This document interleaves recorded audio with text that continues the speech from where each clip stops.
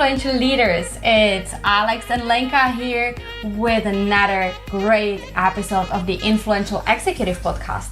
And today, like every single time, we have a very special guest. And this time, this guest comes originally from completely different industry that you would probably guess.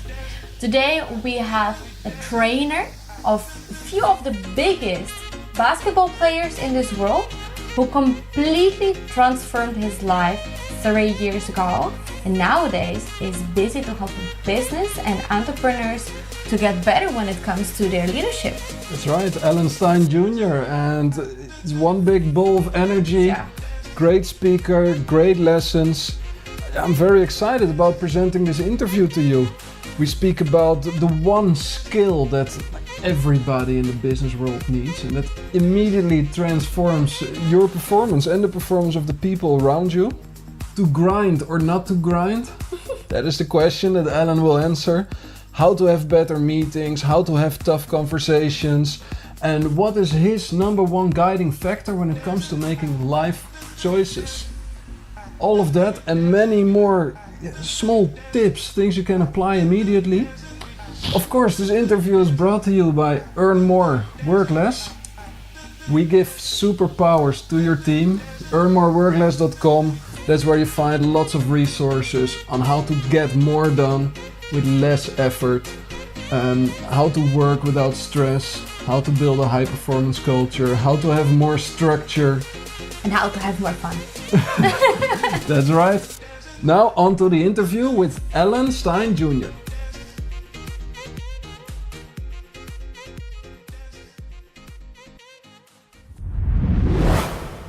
Alan Stein Jr., welcome to the Influential Executive Podcast.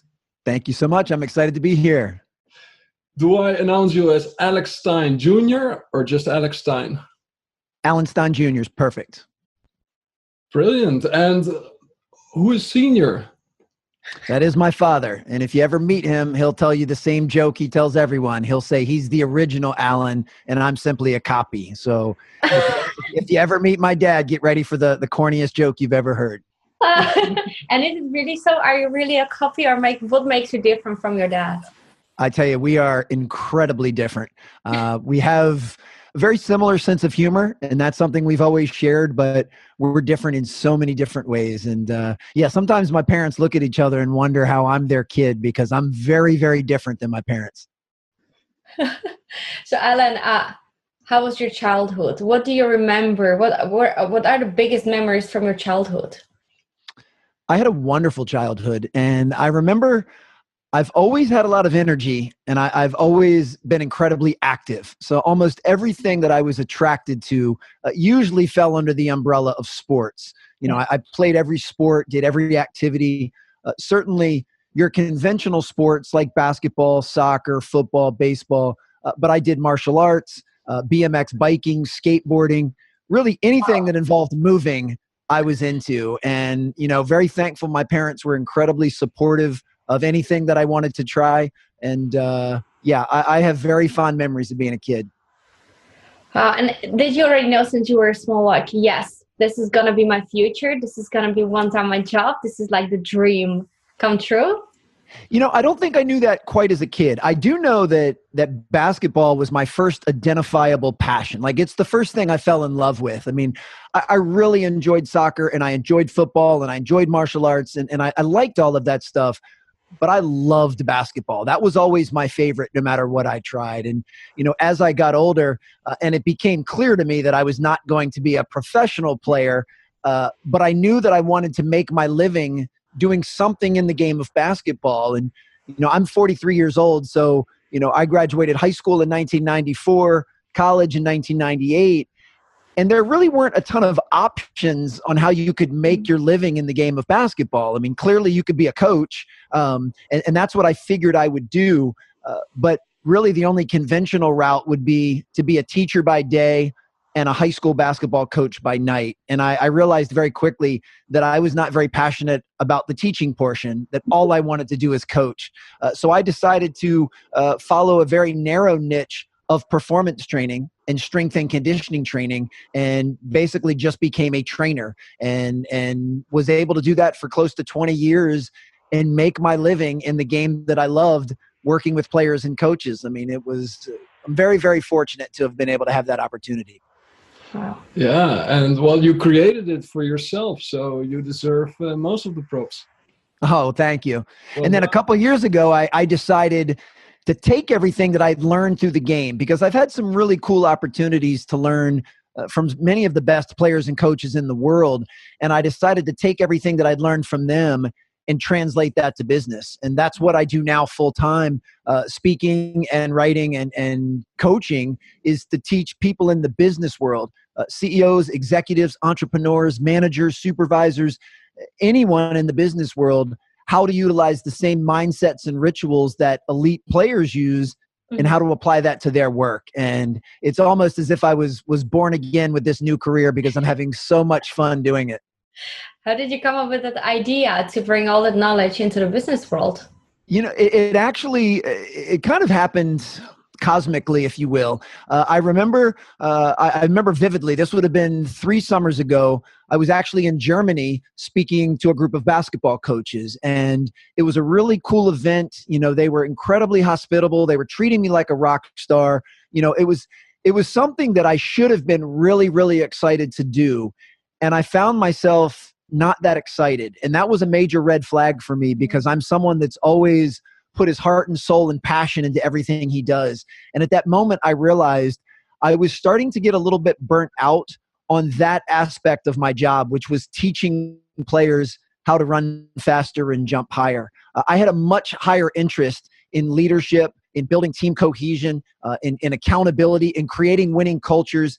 Yet most of what people wanted me to do was teach them how to get bigger, faster, and stronger. So there started to be a little disconnect between what I wanted to do and what everyone wanted me to do. And about a month later, a friend of mine here in the States, who works for a huge fitness corporation, asked if I wanted to be their keynote speaker they were holding a big conference, and would I come talk on leadership? And I said, yeah, you know, I've never done that before, but it sounds fun. And it was in Jamaica at the time, so that sounded really cool.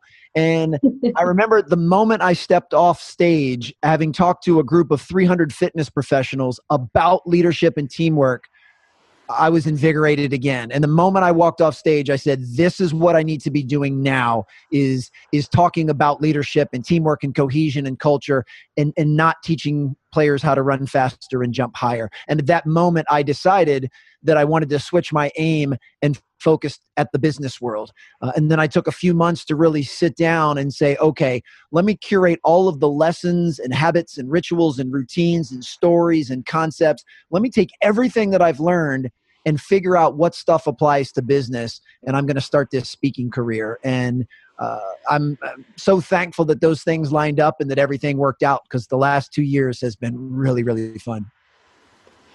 That's awesome. And I'm very excited to get into some of those principles that you learned in sports that right now you apply in business. For example, how to have better meetings, how to have difficult conversations, and just how to optimize the performance of your team. Yes.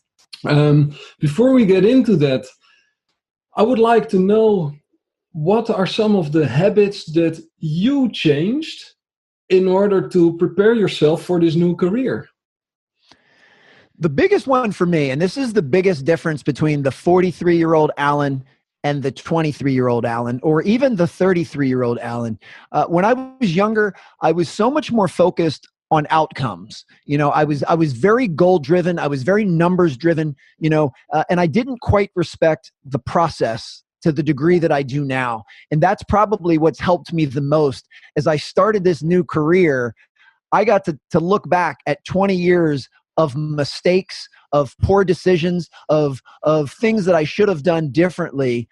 And I learned from all those things, and now I'm able to apply them to a new career. So, you know, what probably took me 8, 9, 10 years to achieve in the basketball performance space, I've been able to achieve in 1 or 2 years in the speaking space. And it's all because I now trust the process, and I respect the process, and I don't get caught up in many of the outcomes that would have distracted me in the past. So that's without question the best trait that I believe I've developed. And it's certainly one that I've I've learned and taken firsthand from the best players and coaches in the world. I mean, the best players in the world are very process driven. They respect the basics. They respect the fundamentals. They know how important it is to work on your craft.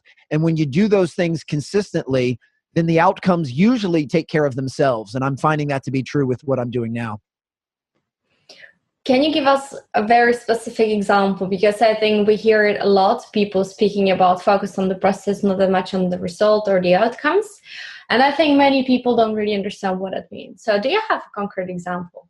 Sure, absolutely. Well, anyone in business, regardless of their exact title, is in charge of sales. Like everyone is selling something. If you don't work in the sales department of your company, you still have to sell ideas. You still have to sell beliefs. You have to sell convictions. Like we're always trying to sell something. And, when we just look at sales, many sales departments and sales professionals, they have a quota or a number or an outcome that they're trying to get. So I'm trying to sell 100 memberships this month, or I'm trying to sell 100 of these little gadgets a month, or 100, whatever it may be. Well, if you get caught in the weeds and you spend too much time worrying about the 100, you're going to end up treading water and you're going to end up being less efficient and productive as you can be. Instead, all you need to focus on is the next sale, getting one sale. You need to wake up in the morning and go, what do I need to do right now to sell one membership or to sell one service or one, little gadget, whatever it may be, and just focus on the one. And then let's just say you develop a process where you figured out that you research leads online and that you're going to go old school and you're going to make some cold calls. And you find that on average, you have to make 10 cold calls in order to make one sale. Mm-hmm. Well, now you're starting to develop a process. Now you realize, how many people you're going to need to call to make that one sale. So now it's just a math game. It's a numbers game. And you say, okay, well, I need to get 10 people into my funnel because on average, I'm going to close one of them. And if I get 10 people and then I've got to make 100 sales over the course of a month, now you simply do the math and figure out how many prospects you need. And now you're working in a way that they're very incremental and small steps and goals, micro steps. And that's way more important than worrying about the outcome. And if you wake up every day and say, what do I need to do to get a sale today? And here's where I'm going to research my prospects. And here's the calls I'm going to make. And you make 3, 4, 5, 6, 7, 8 sales every single day. Before you know it, you'll have 100. Yeah. I love it. Well, one of the big superpowers that we found out about in business is the superpower of being present right now, here in the current moment. When you shift your focus from the outcome to the process, does it also help you to be more present? Absolutely. That's incredibly insightful, and you nailed it perfectly. And, funny thing is, that's not just a superpower in business. That's a superpower in every area of our life. I mean, your relationships, whether it's with your significant other or with your children, will immediately become better if you're in the present moment. Your ability to be a leader or a teammate becomes better when you're in the present moment. Your performance in anything that you do drastically increases when you're in the present moment. But the challenge is, and I'll only speak for myself, again, as a 43-year-old entrepreneur and father of 3, being in the present moment is without question the most difficult challenge I face every single day. That we can say this in a matter-of-fact tone, just be present, just be present. Definitely not easy. And I've learned that there's a difference between basic and easy. Yeah. Being in the present moment is very, very basic. But as everybody knows, because we live in a very digitally distracted world, that being present is not easy, but it is absolutely the key to performance. And yes, being present will absolutely help you dive into the process. Talking about being present, I really love what you say. Do you have any tips and tricks on how to bring ourselves back to right now, right here? For me, this is where I'm very thankful. First of all, I don't think there's a human being in the world that's 100% present 100% of the time. I mean, even a Tibetan monk is not going to be present every second of every day. Now, they're probably much further along on the spectrum than I am, or maybe some of your listeners or viewers, but it's never a perfect science. So what we have to do is we have to give ourselves some grace and some compassion and just aim for heightened awareness. The key is being able to know when you're not present so that you can get back to the present moment. But that awareness is key because lots of people don't even realize that they're not present. You know, if the three of us went out to dinner and while we're out at dinner, I'm staring at my phone the entire time and I'm not emotionally or mentally present with you all, I need to have the awareness to know that. I need to be able to say to myself, okay, Alan, set your phone down, pay attention, you know, and we need those reminders. And that's where I'm thankful now at this point in my life. I do believe I have that awareness that my mind will race and I'll get distracted and you know, we could be in the middle of a conversation and I lose focus for 20 seconds. But now I have the awareness to just say to myself, be where your feet are. That's to me is the trigger that I use, be where your feet are. And that means wherever your feet are, make sure your head and your heart are there as well. So if I'm going to be with you guys like I am right now, then I'm going to be with you. I'm not folding laundry while we're talking. I'm not looking at my computer while we're talking. I'm not thinking about what am I going to have for dinner. I'm fully invested and present in this conversation with you guys and your listeners right now. And that's taken a lot of practice. I mean, I know full fact that people listening to this right now won't even be fully present during the entire talk.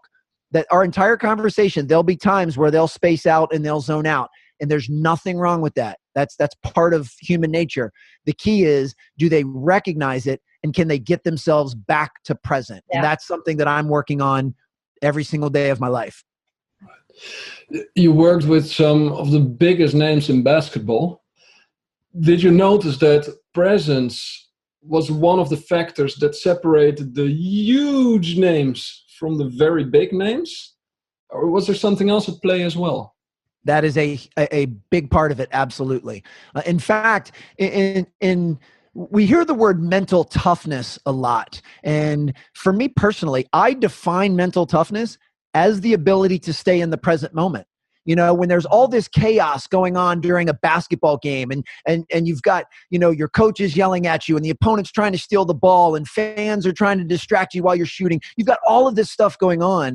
Mm-hmm. To be able to stay present at the task at hand is incredible mental toughness. And same thing in the business world. I mean, there's so many things going on over the course of a day, as you mentioned, from tough conversations to holding meetings to making these proposals. All of these things we have going on. To stay in the present moment is really, really challenging. And only the mentally tough are able to do that, or at least do that consistently. And when you're in the present moment, then you'll simply focus on the exact task at hand and not get distracted by everything else. So yes, the best players that I've ever been around are able to, as we say in basketball, play present. And of course, in the world, we're just trying to live present. Yeah. You said, Ellen, before about focusing on the process rather than on the outcomes. And first question that popped in my mind was, that's great. And now how will I explain it to all of my managers or CEOs, directors I'm reporting to, because they are focused mostly on the KPIs and all the results. So how will I explain them, guys, you know, like, yeah, I know that 10% plus on the, on the results this year, but I'm focusing on the process, how to deal with that. If you're managing other people and you have a goal that you need your team to hit, it's actually in your best interest as the manager or director or leader to focus on and praise the process. That if they're doing everything correctly, then that's what you need to praise. So if we'll go back to my previous example, if you two are two of my salespeople and you two report to me, I'm going to praise the fact that you're finding dozens and dozens of prospects online and tell you how helpful that is. I'm going to praise the fact that you're making 10 cold calls in order to make that one sale. I'm going to praise the process because eventually the outcome will take care of itself. You know, in basketball, you can't be worried about winning and losing the game. What you need to worry about is when you're on offense and we have the ball, this one possession, all we have to worry about is taking the highest percentage shot possible. That's the only thing in the world that matters right now, is on this trip down the court, taking the highest percentage shot possible.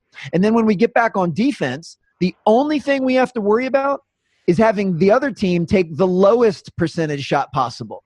And over time, if we always take the highest percentage shot, and they always take the lowest percentage shot, guess what? You're going to win a lot more games than you lose. The wins will take care of themselves. And it's the same thing in sales or in business. One of the issues is people get so caught up in the outcome when they need to be praising the process. That is definitely a nugget to anyone listening right now that manages or oversees folks in your company, is you have to be process driven. Give them the little micro steps and processes that they need to get the outcome you want, and then sink all of your attention into that. Yeah. I love how we can use these lessons from sport in business. You mentioned that also in sport, the basics are so important. It's all about the fundamentals. How does that apply to business? What are some of the basics that every team leader must practice over and over and over? Well, clearly, since we just met, I don't know who listens to your show or watches your show. So I don't know who they are. All I know is that they're in business. And if they're in business, I don't know what business they think they're in, but I can promise you they're in the relationship business, because every single business in the world survives on relationships. And I'm very well aware of the progress of technology and AI and robotics. But at the end of the day, every single business relies on two very specific relationships. One are the people on your team. It's your colleagues and your coworkers. It's the people that you work with. And your relationship with those people determines your culture, determines really all of your sustainable results. So you have to make sure that you develop a really solid relationship with those on your team. Regardless of if you're in different departments, it doesn't matter if you guys are the highest two people on the org chart and I'm the lowest, we still need to have a thriving relationship. And then, of course, the other relationship that matters are your clients or your customers, the people you serve, the people you sell to. You need to make sure that you're establishing a trust and a rapport with them because they're the ones that are actually giving you money. So we have to realize that no matter what you sell or what you do or what your business model is, you have to have strong relationships with the people on your team and the people you serve. And the most basic component of any relationship, if we brush away everything else, is what you guys are doing so awesome right now, and that's listening. Listening is the most basic fundamental skill to creating a human connection and really getting to know someone and forging a deeper relationship. In fact, anyone that improves the skill of listening will automatically improve every single relationship in their life. So that is a basic fundamental. That's like footwork is in basketball. Everything a basketball player does involves their feet. Every shot, every pass, every rebound. So if you want to get better at those things, then you have to have great footwork. And if you want to be an influential leader, if you want to be a better manager, if you want to be a better teammate, if you want to improve the culture of your organization, you have to work on the skill of active listening. And it's one that unfortunately many people don't work hard enough to practice. And I'll use myself as example. 5-10 years ago, I was an awful listener. The entire time someone was talking, all I was doing was formulating my own response. I was just waiting for my turn to talk. Yeah. And as I've gotten older and more mature, I've realized that the gold is in the listening. It's not in the talking. That's where you'll learn everything you need to forge a deeper relationship. It's in the listening. I love this. I love this so much because I mentioned it throughout the podcast already many times that I couldn't remember names of people when we introduced each other. It's just purely because I was already so busy with what's the next thing. And, it's just based on fear of not having the right answer and fear of judgment and fear of whatever. Then you are, first of all, not present. And second of all, I have no idea what the person is saying. Sometimes you catch the words, but most of the time I have no idea what the context is about. It's true. Yeah. And part of that is not listening. Part of it also, which we've already discussed, and I love your humility and admitting that, because I'm the exact same way, is also we're not fully present. The only way you can actively listen to someone is if you're fully present. If I'm meeting you and while you're telling me your name, I'm already thinking of, well, what can you do for me? Or can I sell you something? Yeah. I'm skipping over the present moment. And I'm not listening to what it is that you're saying. And once again, these are things that are going to happen to everyone. They happen to all of us. We just have to be aware of them and work to reduce them. And, we had mentioned sales before, because regardless of what your business does, you're selling something. Listening is the key to being a sales professional. I've been mentored by some really great sales professionals, and the very first thing they told me was telling is not selling. That if you want to get someone to buy something, you don't tell them about your features and your benefits. You ask them insightful questions, and you'll lead them down the path to figure out if what you have is actually the solution to their problem. See, we're really not trying to sell something. We're trying to solve a problem. Yeah. And we should only be looking for people that are a good fit for our product or service. And the only way you know they're a good fit when you qualify them as a prospect is to ask questions. In fact, if you look at world-class sales professionals, they never convince anyone to buy anything. They simply ask the right questions, and the prospect convinces themselves to buy. Yeah. I'm thinking back of when I started to find out how important active listening is. And the one realization that made the click for me to make that a priority is once I realized that learning, in 99% of situations, learning is far more important than producing. Because when you learn more right now, you will produce more tomorrow. Absolutely. So it's a shift from short-term to long-term thinking. And that was all the motivation I needed to suck every little bit of value out of every situation. And then, of course, what you do is just shut up and observe and look around and figure out what's going on in that head of yours. Because that's the most fascinating thing right now happening in this situation. I love that. And, one additional thing, and that really is a great insight, because it's true. You don't really learn anything when you're talking. You only learn something when someone else is talking and you're actually listening. But going back to the concept of relationships, innately, we know that when someone is listening to us, when someone is giving you great eye contact and they have positive body language, and you can tell that they're listening, unconsciously, they're sending you the most powerful message in the world. And that is, I care about you. Yeah. I value what you have to say. You are important to me, because right now I'm investing the most precious resource I have in the world, which is my attention. I'm giving you my time because you're that important to me. And that unconscious message is the glue that strengthens any connection. So whether it's again, it doesn't matter if it's husband and wife, doesn't matter if it's parent to child, colleague to colleague, CEO to one of their direct reports. When you listen to someone and people want to feel like they're being heard, you're showing them that you care, and caring matters. Caring matters a lot.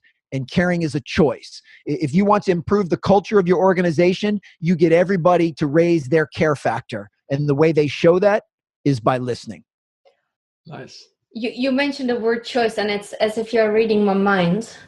Because the next question that I already wanted to ask a couple of times was, how do you make your decisions? Because listening to your story, it's incredible. It's 3 years ago that you made a big career switch in a sense. How did you make the decision, and did you apply the same principles that basketball players use while making their decisions throughout the game?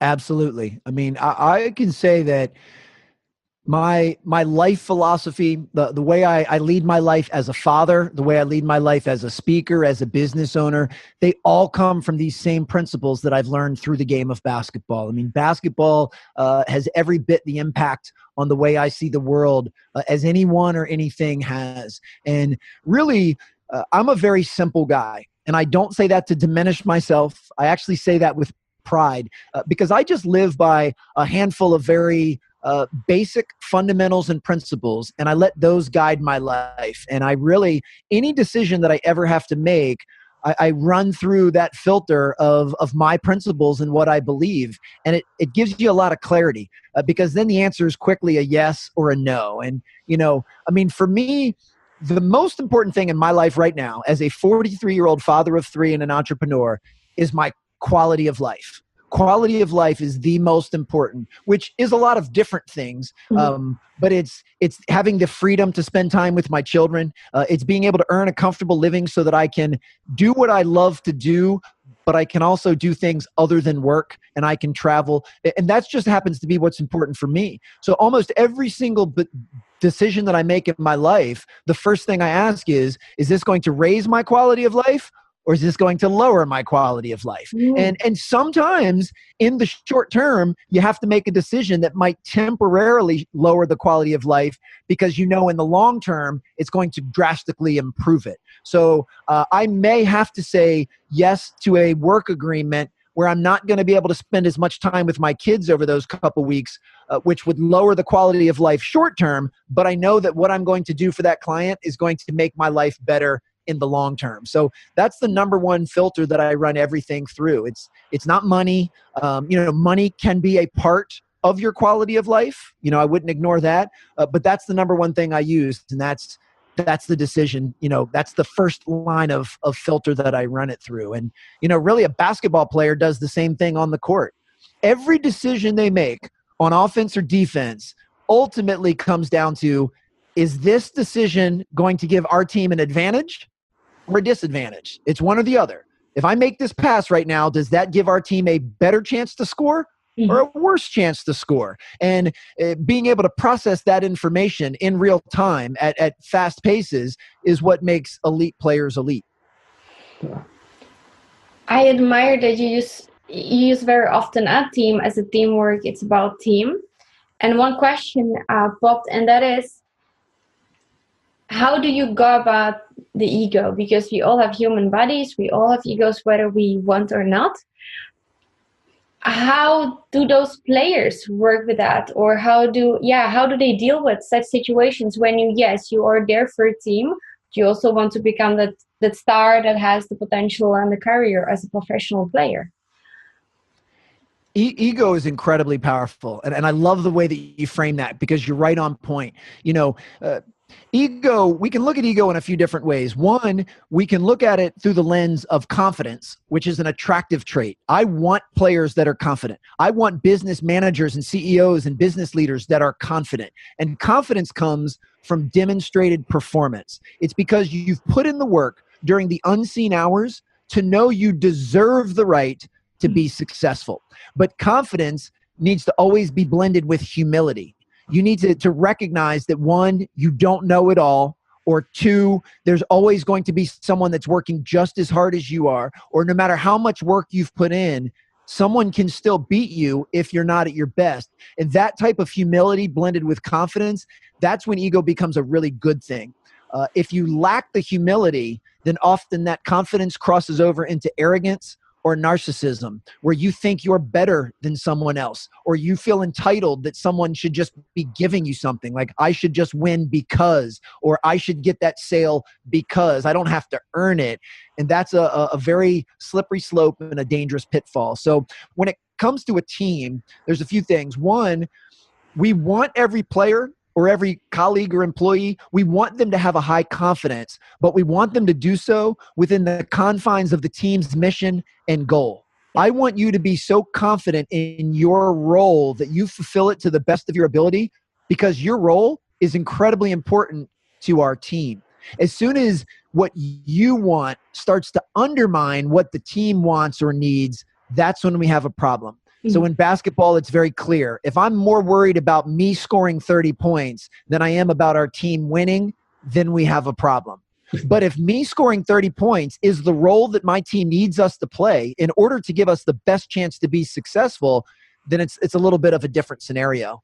And the last thing I'll say is you want to work to not just have an individual ego, but you want to have a team ego. You want to have a confidence with everyone. Like, I'm so confident in you two because you're on my team that's part of my ego. I'm confident that both of you are going to fulfill your role to the best of your ability, and we're going to land that deal, or we're going to get that proposal, or we're going to win that game. So it's not just a confidence and ego for myself. It's a team ego. And same thing. We want to have a confident but a air of humility with our team, because we certainly don't want to be an arrogant team.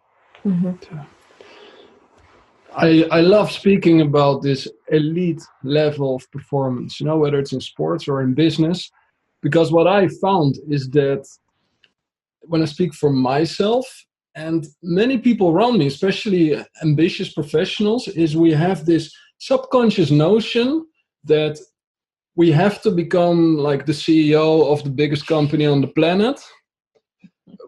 Every entrepreneur has to become the next Gary Vee at minimum, or else it's not good enough. We need more, we need bigger, we need better. Yeah. Now, you said that for yourself, quality of life is your number one decision factor.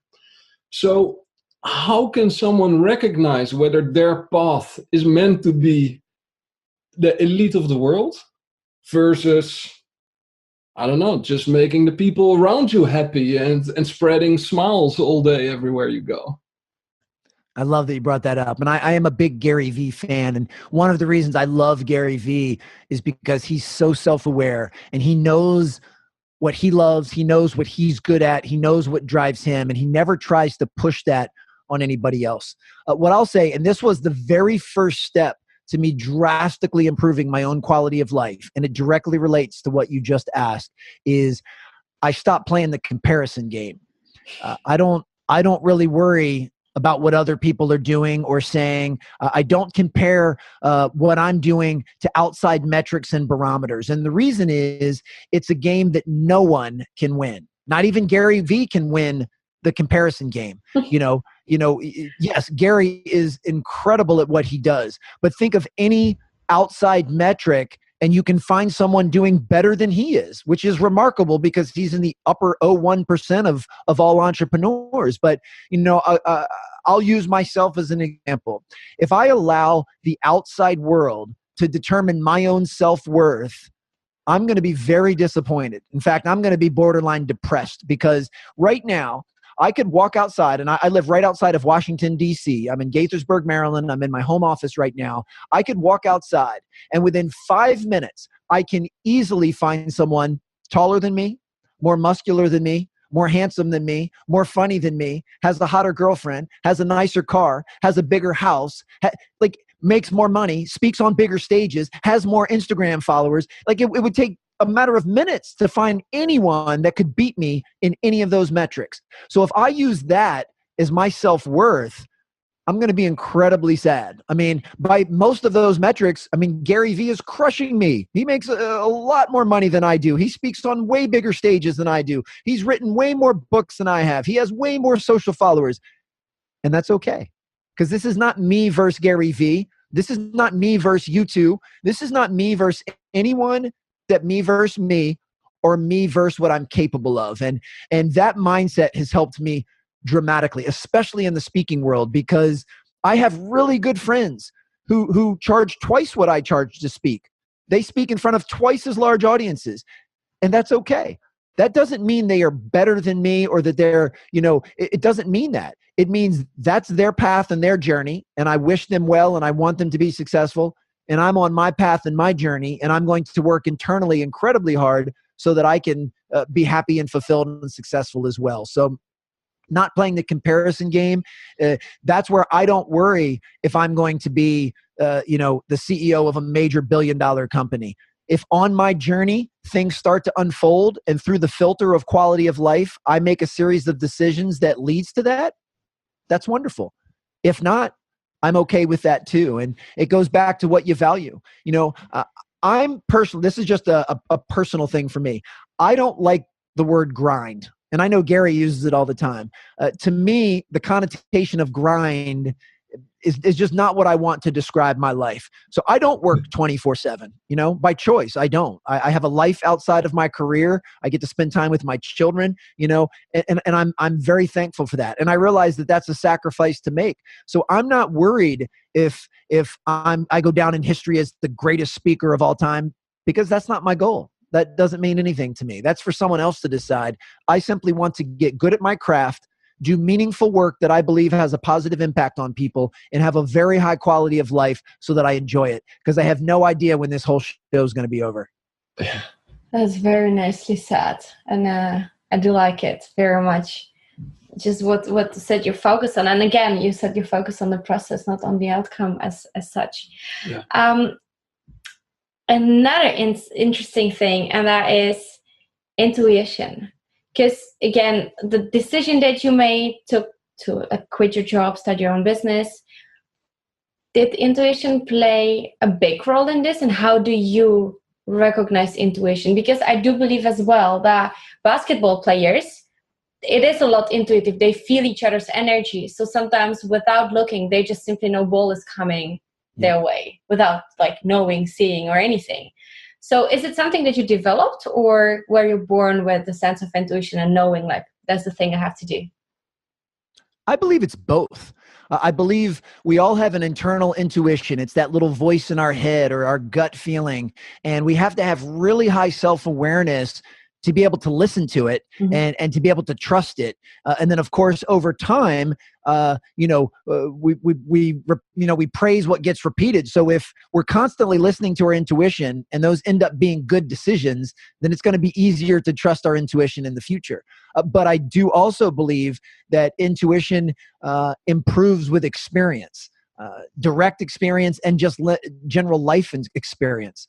I believe I have better intuition now at 43 than I did when I was 23. And that just becomes part of getting in reps and part of the practice. But really it comes down to self-awareness. I knew myself well enough to know that I'm never going to be good at something that my heart is not in. And after 20 years of serving the basketball community, where my heart was in it completely, because I love players, I love coaches, and I love the game, as soon as I recognized that I was starting to get a little bit burnt out of respect for myself, but equally important, out of respect for the game and my deep respect for coaches and players, I just knew that it was time to make a change. The crazy part is, I was probably good enough that I could fake it and no one would know, that I could go speak at clinics and put on a happy face and do my thing, and they would not know that I'm not really into it.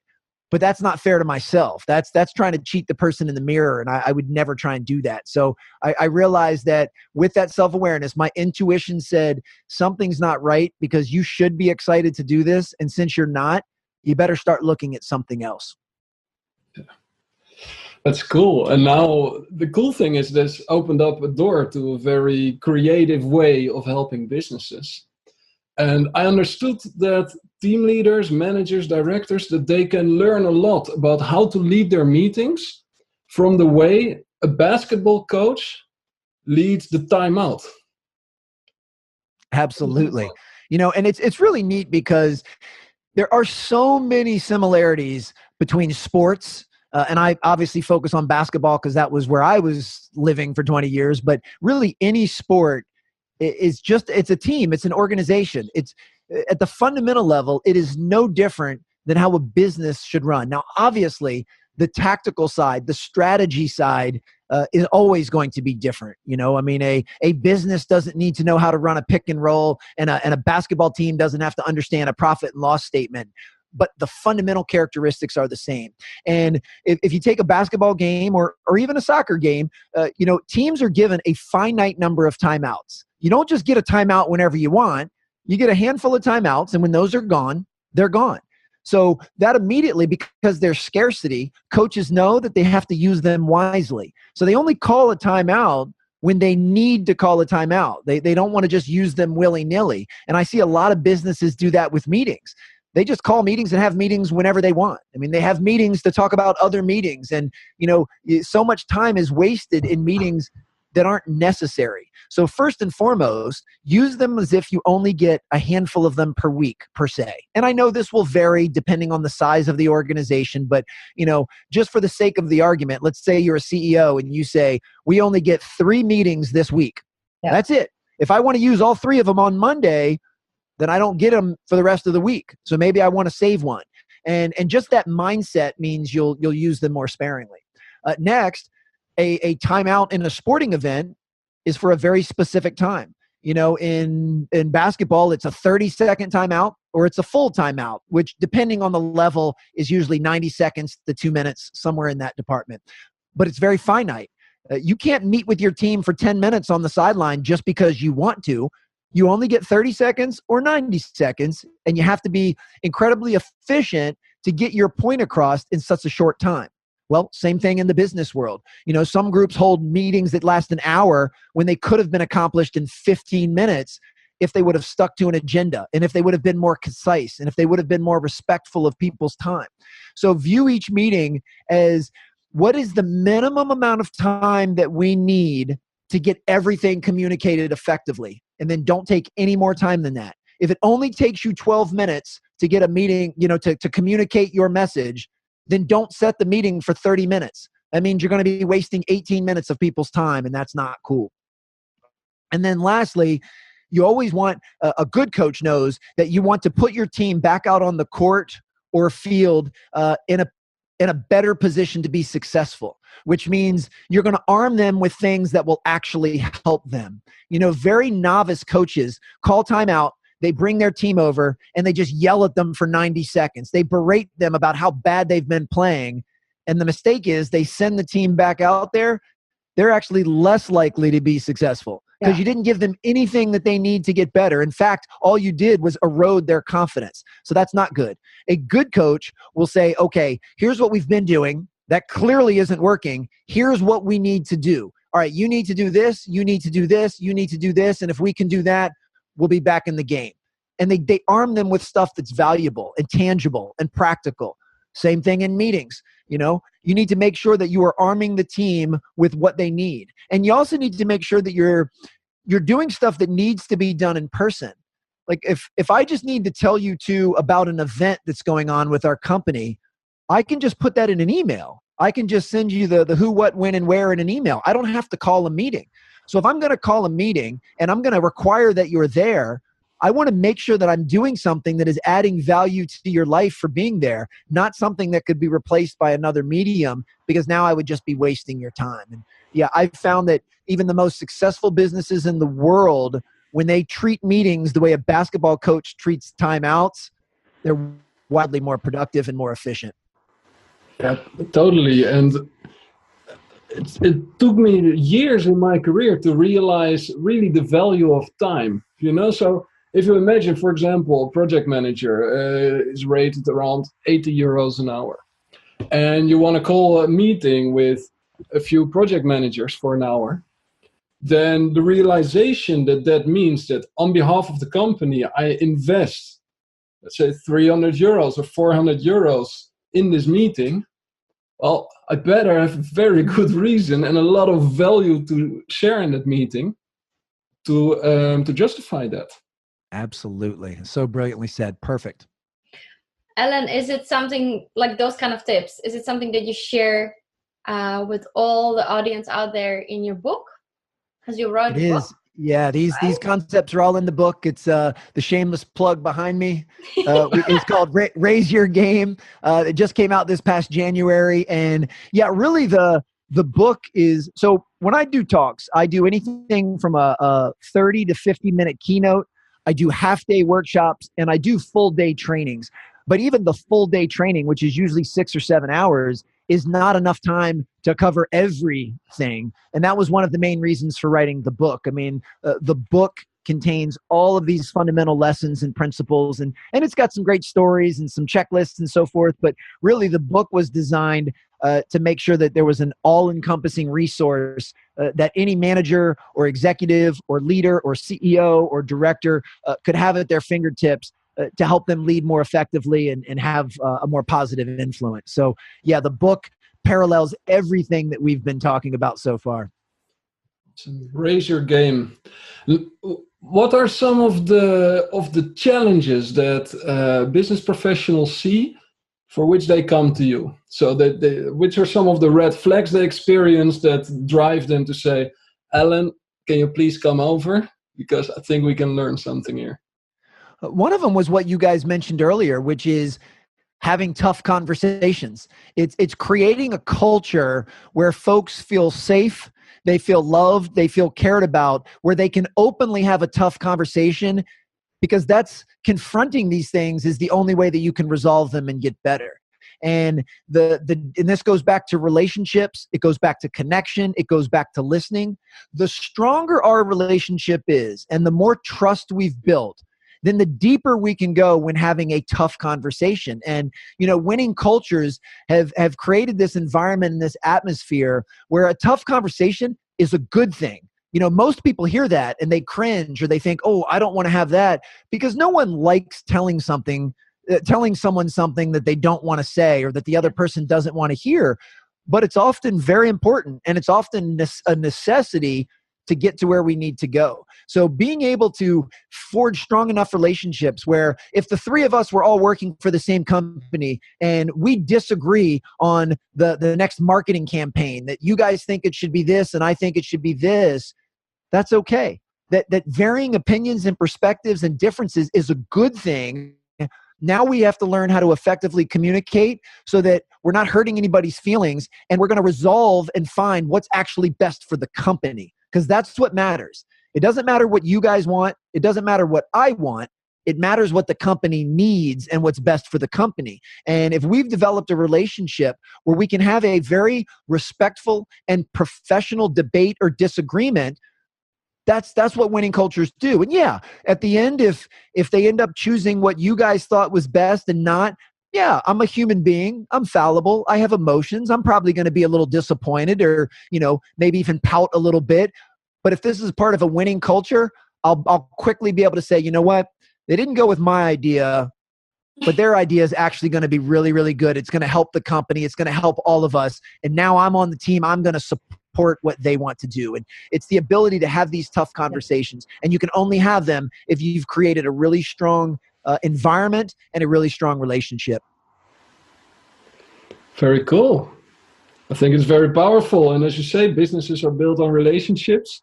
So if these are the things that as a business you believe in and you want to move forward in, then I think we provided a whole set of tools.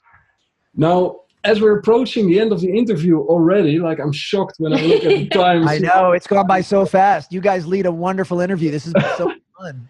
Thank you very much. And it's about to get better. Yay. So we introduced just a couple of interviews ago. Lenka and I, we were sitting, reflecting in our beautiful kitchen, asking ourselves, how can we make the interviews even spicier, even more fun?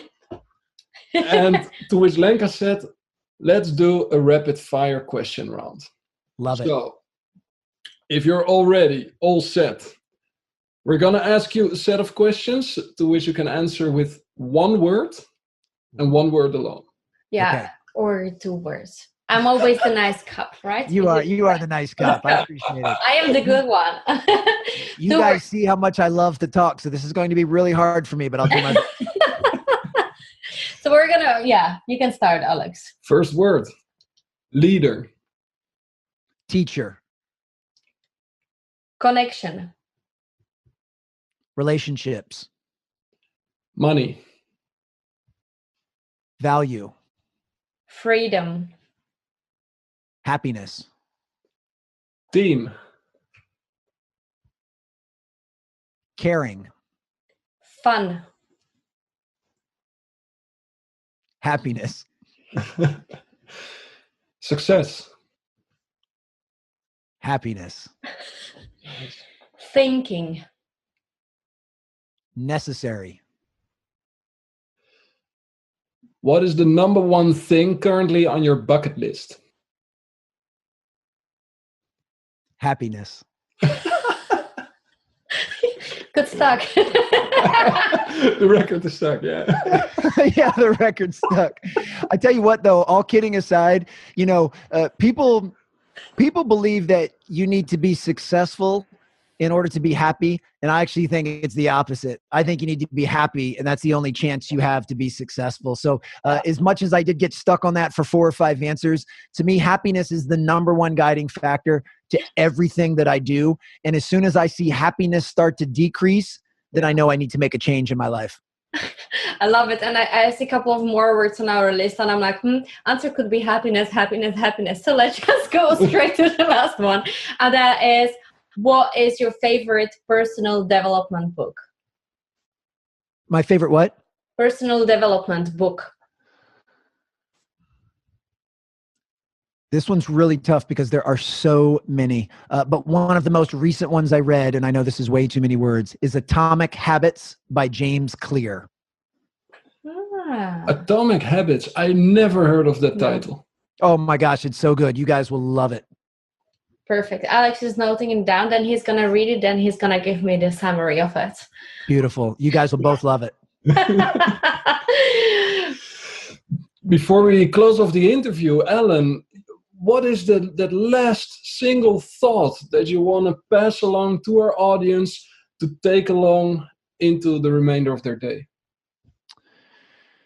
Well, I'll piggyback on the concept of habits, since I just recommended that book.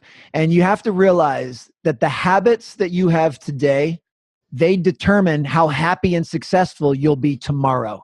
So make sure you have really great habits now, because they're going to dictate your entire future. Very nice. It's good stuff. So now I hope that everyone listening takes a moment to reflect and say, hey, am I happy about my habits today? Or which one thing would I like to make a change in? And just experiment, see what happens. Now, Alan, where can people find you? Are you on social media? Where can people order or buy your book? Please share all the links where people can find you. Absolutely. If they go to raiseyourgamebook.com, there's anything and everything you'd need for the book. As far as my own speaking and workshops and training, it's alansteinjr.com, and I'm at Alan Stein Jr. on Instagram, LinkedIn, Twitter, all of the major social handles. I love connecting with and engaging with people on social media. It's one of my favorite things to do. So if anyone was listening, if this resonated with you, please hit me up on Instagram or send me an email or whatever. I'd be happy to follow up and have some further discussion. That sounds great, Alan. Thank you so much. I enjoyed it a lot. It was really beautiful to listen to your stories and seeing that, yes, you can guys switch profession and completely start on a new journey at whichever age, whenever you want, as long as you feel passionate about it. It's always possible. And Ellen, you are an amazing example for everyone, because that's unbelievable, your story. I've really, really enjoyed it. Thank you so much. Yeah. Thank you. And a great speaker. I mean, time flew by, and that's usually a very good sign. Thank you very much.